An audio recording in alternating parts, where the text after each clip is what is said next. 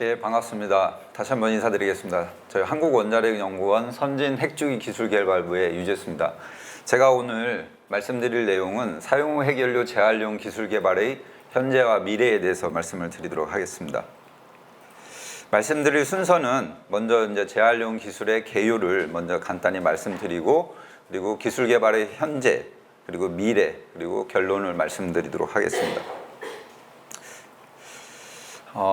이 그림은 조금 이제 다들 좀 보셨을 수도 있을 것 같은데요. 저희들이 보통 이제 원자력 발전소에 들어가기 전까지의 해결료를 만드는 과정을 선행 해결료 주기라고 하고, 발전소에서 아까 지성문 부장님 말씀한 것처럼 나온 이유는 후행 해결료 주기라고 합니다. 근데 이제 잘 아시는 것처럼 선행에서 가장 중요한 부분은 이제 우라늄을 채광을 해서 이제 발전소에 쓸 수 있게끔 연료를 이제 제조하는 과정인데요. 그 과정에서 이제 농축이 이제 들 수 있고요. 사용 해결료에서 이제 후행 쪽에서는 아까 말씀드린 것처럼 이제 사용 해결료를 직접 처분하는 방식도 있고, 또 하나는 이제 처리해서 일부는 재활용을 하고 나머지 있는 부분들은 고준위 폐기물로 이제 처분하는 그런 과정을 겪게 되는데요. 이렇게 처리를 할 경우에는 이런 어떤 처분에 있는 그 처분 부담에 있어서 가장 중요한 부분은 이제 방사성의 어떤 열, 이런 부분인데, 재활용을 함으로써 그 열과 어떤 부피를 좀 저감할 수 있는 그런 부분들, 그리고 선진 원자로의 어떤 연료를 쓸 수 있는 그런 부분들이 장점이 있기 때문에 저희들이 대안기술로서 처리 기술을 이제 개발을 하고 있습니다. 그러면 왜 사용 해결료를 재활용하는 그런 기술 개발이 이루어졌느냐? 발전소에 들어가기 전에는 우라늄으로 농축 우라늄을 쓰게 되는데요. 대부분 우라늄 산화물 형태로 이제 들어갑니다.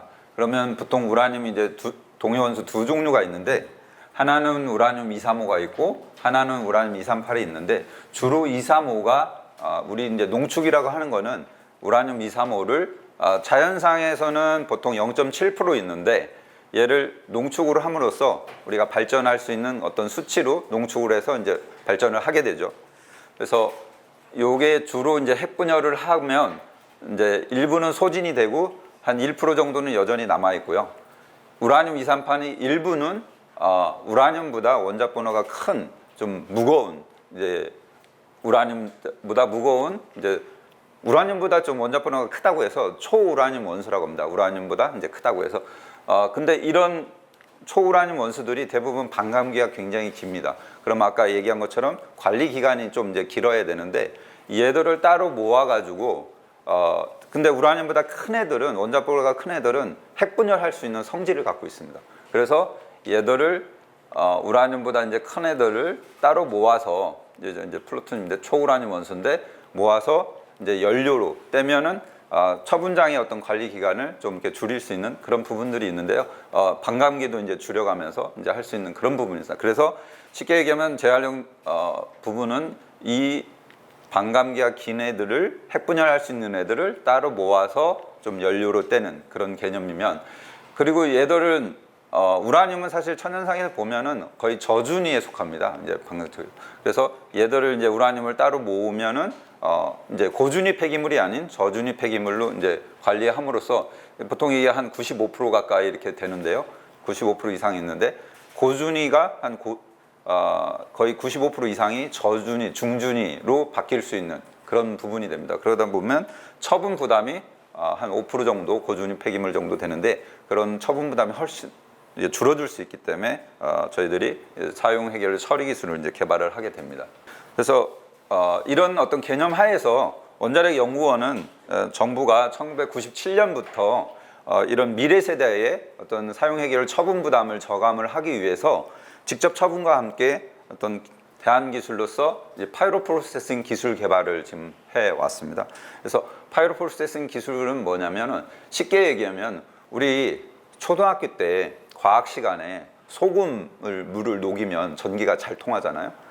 그런 것처럼 이 파이로 프로세싱은 전기 화학적으로 전기를 걸어줘서 아까 그 우라늄하고 초우라늄 원소들을 따로 이렇게 분리해내는 그런 겁니다. 그래서 염이라는 거를 녹이면 전기가 잘 통하니까 걔들을 전기를 걸어줘서 궁극적으로 우라늄이라는 애들 따로 뽑고, 나머지 잔류 우라늄하고 플루토늄 아까 있는 애들 초우라늄 원소들을 함께 뽑아가지고 쉽게 이제 선진 원자로 이제 소듐 냉각 고속로나 뭐 요즘 하는 용융륨 원자로나 이런데 연료로 이제 공급할 수 있는 그런 그 기능이 있습니다. 근데 아까 말씀드린 것처럼 이 처분장에서 이제 면적을 차지한 지대하게 면적을 차지하는 그 부분은 그러니까 방사성이 이제 붕괴하면서 열을 내는데 그 열이 이제 많이 나면 이 간격을 배치 간격을 좀 넓히거든요. 근데 사용 해결료에서 단기적으로는 세슘 스트론튬이 거의 사용 해결료의 한 60% 이상을 열을 냅니다. 근데 이제 파이로 추진 과정에서 얘들을 자연스럽게 회수를 할 수 있습니다. 그럼 얘들을 따로 별도 관리해서 좀 장기 저장했다가 이제 처분을 하면 사용 해결료 열이 거의 이제 60% 이상 줄게 되고요. 또 하나 이 아까 말씀드린 초우라늄 원소들의 반감기가 긴데 얘들도 이제 나중에 얘들이 열을 지배적으로 미치는데 얘들도 따로 모아서 이제 연료로 떼서 다른 원소로 변환을 시키면 처분 부담의 어떤 면적이나 이런 측면에서 획기적으로 좀 줄일 수 있는 그런 개념이 됩니다. 그래서 파이로 프로세싱은 그런 의미에서 얘들을 회수해서 재활용한다 이렇게 보시면 되겠습니다. 근데 여기 조금 말씀을 드리면 지금 한미 원자력 협정에서는 아직까지는 현 협정에서는 핵물질 분리 전까지만 저희들이 허용을 받았고 핵물질 분리 이후는 저희가 지금 한미 공동 연구를 하는데 그거 이후에 이제 그 기술적 타당성이나 경제성이나 핵백선성을 보고 이제 부여를 할 수 있는 그런 어떤 체계를 지금 현 협정이 갖추고 있습니다. 그러면 이제 재활용 기술 개발의 이제 현재는 어떻게 돼 있냐 좀 말씀을 드리면 저희는 이제 기본적으로 이제 저희가 원자력이 국가 전체 전기 발전량의 한 30% 이상을 담당을 하고 있습니다. 근데 아까도 잠깐 나왔지만 굉장히 경제적인 그 이제 에너지원으로서인데 윤석열 정부에서는 이제 기존의 원전을 조금 더 확대해서 이용하겠다 그렇기 때문에 사용 후 해결 발생량이 앞으로 조금 더 늘어날 가능성이 이제 있습니다. 그럴 경우에 어떤 처분장 효율성, 그러니까 처분장의 어떤 사이즈의 효율성 있게 그런 부분들을 아까 이제 뭐 저감해서 한다면 더 효율성 있게 쓸 수 있는 그런 부분이 있을 수 있거든요. 그래서 아까 말씀드린 것처럼 97년부터 이제 기술 개발을 해왔고요. 초기에 이제 기초 연구를 토대로 2008년에 그간의 연구 성과 이런 것들을 고려해서 2008년 말에 이제 본격적으로 파이로하고 이제 선진 원자로인 고속로와 연계해서 이제 개발을 하겠다라고 결정을 하면서 사실 2009년부터 이제 본격적인 예산 투입이 됐고요. 그런 과정에서 2011년부터 아까 말씀드린 이제 공동 연구를 이제 파이로에 대한 어떤 기술성, 경제성, 핵백성, 타당성을 좀 따져보자라는 측면에서 이제 공동 연구를 했고 21년 7월에 저희들이 보고서도 이제 발간을 했고 또 21년 9월에 정말 파이로의 어떤 그런 기술성이나 안전성이나 이런 측면에서 맞는지 따져보자는 그런 국회 요구에 따라서 적정성 검토가 진행이 됐습니다. 근데 중립적인 전문가 9인을 이제 모아서 이제 검토를 했는데 그 결과 파이로 고속로가 기술성, 안전성, 핵백성성을 갖춘 관리 기술로서 가능성이 있다고 판단을 했습니다. 그래서 20년에는 파이로하고 고속로 예산이 0원이어서 이제 중단이 됐다가 22년부터 이제 적성성 검토를 기반으로 원자력 진흥위원회에서 21년 12월에 이제 재개를 결정을 해서 22년 5월부터 다시 이제 재개된 연구 개발을 지금 하고 있습니다. 지금까지 이제 성과를 간략하게 이제 말씀을 드리면 저희 국내적으로 저희가 연구원에 나중에 아마 이제 시설 견학을 할 때 이 시설을 보실 텐데요. 이제 프라이드라는 시설이 있습니다. 이거는 뭐냐면 파이로가 아까 전처리, 전해 환원, 우라늄을 할 수 있는 전해 정련, 그리고 나머지 그 초우라늄 원소를 할 수 있는 전해 재련 이렇게 공정이 있는데 이 전체 공정을 갖춘 설비입니다. 근데 아쉽게도 아까 말씀드린 것처럼 실제 사용 해결을 쓰는 건 아니고 저희가 이제 장기 동의를 미국으로 다 아직 못 받았기 때문에 사용 해결료와 유사한 성분들, 그러니까 우라늄 베이스로 아까 이제 사용 해결료가 거의 우라늄이 한 95% 이상 있지 않습니까? 그래서 우라늄을 베이스로 나머지 그런 핵분열 생성물들의 그 서로게이트라고 하는데 저희 유사물질을 넣어서 만든 연료를 가지고 파이로 전 공정에 대해서 회당 50kg 처리할 수 있는 그 시설을 구축을 해서 저희들이 실험을 진행을 했습니다. 이 실험에서 저희들이 파이로 향후에 이제 처리를 하면 이런 용량 증대가 가능한지, 그리고 기술적 측면에서 이런 우라늄 회수가 가능한지, 이런 것들을 다 저희들이 검증을 했습니다. 또 한편 앞으로 이제 이 핵주기 시설에 대해서는 안전조치가 이제 적용이 되는데, 저희들이 IAEA의 이 프라이드를 이용해서 IA 사찰관들이 파이로 프로세싱에 대한 어떤 안전조치 교육, 이런 것들을 이제 실시를 하고 있습니다. 그래서 저희들이 국내적으로 보면 어떤 그 기술성도 확인을 하고 용량 증대 가능성도 확인을 했다, 이렇게 볼 수 있을 것 같고요. 국제적으로는 저희가 미국과 파이로에 대해서 이제 공동 연구를 해서 저희들이 이제 50대 50으로 공동 분담해서 미국 아이다호 국립연구소가 있습니다. 거기에 프라이드보다는 규모가 작지만은 전 처리부터 전해 재련까지 있는 그런 시설을 공동 설계 제작을 해서 장치를 이제 넣습니다. 그래서 거기서도 똑같이 이제 거기는 이제 회당 한 4kg 정도 규모 되는 건데요. 거기에서 저희들이 이런 기술적 그런 타당성을 지금 확인했다, 이렇게 볼 수가 있습니다. 그래서 실제 이제 세계 최초로 실제 경수로 사용 해결료를 이용을 해서 파이로 전체 공정에 대해서 기술적 타당성을 저희가 이제 검증을 한 바가 있습니다. 그럼 앞으로는 어떻게 되냐? 지금 저희가 여기 이제 21년 7월까지 국내적으로나, 그러니까 쉽게 얘기하면 국내적으로는 그런 전공정의 용량 큰 거를 갖고 무위 연료를 했고, 미국에서는 용량은 작지만 실제 사용 해결을 이용해서 얘들이 연력학적으로 어떻게 움직이는지 그런 거를 이제 확인했거든요. 그럼 이 두 데이터를 이제 머지를 하면 이제 결국 이제 실증을 할 수 있는 그런 기술력을 이제 갖고 있는데요. 다만 실증에 앞서서 저희들이 어떻게 하면 좀 더 효율을 높이고, 어떻게 하면은 장기 운전을 할 수 있고, 어떻게 하면 좀 더 자동화하는 운전을 할 수 있는 그런 것들을 저희들이 이제 공백 원천 기술을 이제 개발을 하게 되면 이제 실증 전에 할 수 있는 핵심 기술을 확보를 하고, 이제 실증이 뭔가 결정이 된다면 갈 수 있게끔 26년까지 그런 기술 개발을 이제 할 예정입니다. 그러면 사용 해결 재활용 기술의 미래는 어떠냐? 지금 아까 잠깐 나왔지만 전 세계적으로 지금 탄소 중립 시대에 무탄소 카본 프리 에너지로서 전 세계적으로 과거에 이제 유럽에서 지금 탈원전 이런 쪽을 좀 많이 갔었는데 다시 이제 유턴합니다. 최근에 이제 보면. 그래서 기존 대형 경수로 원전 이용과 함께 SMR 소형 모듈 원전 타입의 기반의 어떤 선진 원자로들을 세계 각국이 앞다투어 개발을 하고 있습니다. 그리고 캅28에서도 한국, 미국을 포함해서 주요 22개국이 2050년까지 원전 용량을 3배 확대하겠다, 이런 발표를 하고 있는데, 전 세계적으로 이게 지금 전 세계적으로 한 72종의 SMR이 지금 개발이 되고 있습니다.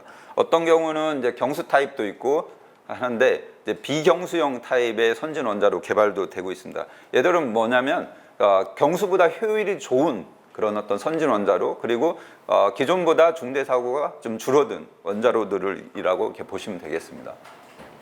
우리나라도 이와 마찬가지로 경수 기반에는 이제 저희 연구원에서 이미 이제 스마트라는 걸 이제 개발을 했고요. 최근에 이제 국회와 협의 끝에 산학연이 협의하에 혁신 SMR, ISMR을 지금 개발을 하고 있습니다. 그래서 왼쪽 사이드는 어느 정도 기술적 성숙도가 있는 거고, 오른쪽은 이제 기술 개발이 이제 필요한 그런 부분인데요. 저희들이 이제 캐리에서 원자력 연구원에서 소듐 냉각 고속로도 이제 상당 부분 건설 직전 단계까지 이제 기술 개발이 이제 돼 있는 부분이 있고요. 이제 초고온 가스로는 개념 설계 정도 이제 돼 있는 부분이고, 최근에 이제 용융염 원자로라고 해서 이제 거의 이제 사고가 기존보다 훨씬 줄어든, 거의 이제 사고가 나지 않는 그런 원자로 개념으로 이제 개발을 하고 있어서, 우리나라도 이제 조만간 다양한 그런 어떤 원자로들이, 선진 원자로들이 개발이 될 거다, 이렇게 그렇습니다. 그러면 이제 사용 해결료 관점에서 보면 아까 잠깐 얘기 나왔지만 다양한 형태의 이제 사용 해결료가 나오는데, 기존 처분장에서 충분히 안전하게 처분할 수 있냐, 이런 이제 질문이 들 수 있는데, 그런 의미에서 앞으로 이제 IAEA에서, 이게 지금 IA 자료인데요. 이 초록색은 기존에 이제 확보된 기술, 그리고 여기 황색은 확보돼 있지만 이제 추가해야 되는 것, 그리고 빨간색은 미확보돼서 이제 개발해야 될 그런 부분이라고 하는데요. IEA에서는 이제 농축도 이제 다양하게 이제 개발이 되고 이제 되면은 더 확대가 필요하다 이런 부분들이 있고요. 그런 관련해서 운반 저장 이런 부분도 확대가 필요하다는 거고, 이 빨간색 관점에서 보면은 선진 해결료가 좀 더 개발이 필요하고 저장 시스템 그리고 새로운 어떤 사용 해결료에 대한 다양한 연구 개발 그리고 이 처리해서 재처리해서 할 수 있는 부분 농축도도 높고 이제 다양한 타입의 사용에 나오는데 거기에 대한 어떤 기술 개발들 그리고 처분장에 들어갈 수 있는 그런 형태로 이제 뭔가 안전하게 처분할 수 있는 그런 기술들이 필요하다 이렇게 얘기를 하고 있습니다. 그런 의미에서 경제협력개발기구 원자력 기구도 그런 측면에서 지금 사용 해결료의 어떤 그런 관리가 이제 필요하고 그러기 위해서 이제 그런 사업들을 위해서 이제 준비를 하고 있습니다. 그런 측면에서 보면 이제 미국도 지금은 이제 미국은 이제 법에 따라서 직접 처분을 하지만은 핵심이 보면 단계적으로 장기 관점에서 선진 원자로의 어떤 분리 이런 기술 처리 기술이 필요하다 이렇게 이제 보고 있습니다. 그래서 이제 시나리오별로 그 선진 원자로 개발하고 그런 어떤 해결료 주기들이 같이 가야 되는 그런 부분을 강조를 하고 있습니다. 그에 따라서 이제 미국은 어떻게 돼 있냐면 지금 현재 에너지부 산하에 우리로 보면 이제 고등 에너지 계획국이라서 이제 혁신적 기술을 개발을 하는 곳이 있는데 기존 경수로에서 처리를 해서 선진 원자로 연료로 공급하고 선진 원자로에서 나온 사용 해결료를 이제 관리를 하는 그런 부분을 큐리하고 오너즈라는 그런 프로그램에 우리나라 돈 둘이 합쳐서 한 7,400만 불, 1,000억 정도를 지금 투입을 해서 연구 개발을 하고 있습니다. 보면. 이게 너무 딱딱한 것 같아서 제가 챗 GPT한테 물어봤어요. 2030년대 중반 이후에 그러면 어떻게 되겠냐? 그랬더니 이제 챗 GPT가 얘기하기를 30년대 중반 이후에 아까 SMR 기반의 어떤 그런 선진 원자로들이 크게 이제 변화가 될 거다. 그리고 거기에 따른 사용 해결료 관리 방식에도 영향을 미치는데 그래서 기존 경수로도 이제 관리하는 측면에서 이제 중요하고 이 SMR 비경수용 사용 해결 관리 측면은 중요한데 거기에서 얘가 얘기하는 거는 좀 뭔가 처리해서 안전하게 할 수 있는 그런 부분들 재활용하는 부분들이 크게 필요하고 뭐 확대될 거다라고 얘기를 합니다. 제 얘기가 아니고 챗GPT가 그러더라고요. 그래서 그런 측면에서 보면 앞으로 그런 어떤 다양한 선진 원자로 개발에 따른 그런 어떤 해결을 주기 기술들이 이제 필요하다 이렇게 볼 수가 있을 것 같고요. 결론을 좀 말씀을 드리면 지금 우리나라는 사실 에너지 자원 빈국이고 부존 자원이 거의 이제 없는 나라인데 95% 이상을 이제 수입하는 국가입니다. 그런데 지금까지 사실 우리 국민이 그렇게 많이 화석연료 일부로 석유나 천연가스 이런 수입할 때는 그런 걸 느꼈지만 국내적으로 전기를 할 때는 그런 걸 잘 못 느꼈습니다. 그래서 저는 뭐 감히 말씀드리면 그런 측면에서 분명히 원자력이 안정적인 기여를 해왔다 이렇게 말씀을 드릴 수 있을 것 같고 아까도 잠깐 나왔지만 발전 단가에서 그럼 원자력이 그러면 이제 반대하시는 분도 있지만 그 객관적인 관점에서 과학기술적 관점에서 왜 중요하냐면 발전 단가에서 연료비 비중이 과거에는 한 10%였는데 요즘 많이 올라서도 12% 정도 수준으로 사실 이제 화석 연료들은 땅에서 캐는 에너지라고 하면은 원자력은 머리에서 캐는 에너지라고 봅니다. 기술 집약적인 어떤 에너지인 거죠. 그러니까 왜냐하면 연료비 비중이 적기 때문에 이 가격 변동에 영향을 받지 않고 그 시설을 원전을 갖고 있느냐 없느냐가 중요한 그런 키거든요. 그래서 저는 이제 준 국산 에너지로서 우리 에너지 안보에 이제 기여를 할 수 있다. 다만 근데 LNG를 보면은 연료비 이거 발전 단가에서 연료비가 60에서 90% 정도 차지를 합니다. 물론 이제 제가 비판하는 건 아니지만 재생에너지도 간헐성이라는 그런 부분이 있고 그래서 에너지는 나쁘고 좋고가 아니라 우리 인간이 그 각국에 맞게끔 선택해서 어떻게 믹스해서 쓸 거냐 이게 이제 중요한 거죠. 제가 볼 때는. 그리고 이제 앞으로 우리가 탄소 중립 달성을 위해서는 온실가스를 배출하지 않는 그리고 러시아 우크라이나 전쟁 이후에 에너지 안보가 굉장히 중요합니다. 이제 공급받을 수 없는 그런 부분들이 있는데 그런 면에서 당분간 중요 에너지로서 저는 계속 활용되지 않을까 그런 생각이 있고요. 또 하나 이제 탈원전의 어떤 공격의 빌미 중에 하나가 사용해결 문제였는데 그때 제가 봤을 때는 이게 조금 정치화되는 게 좀 안타깝지만 어쨌든 그 충분히 아까 나와 있는데 충분히 이런 부분을 안전하게 해결할 수 있다. 저는 이렇게 보고요.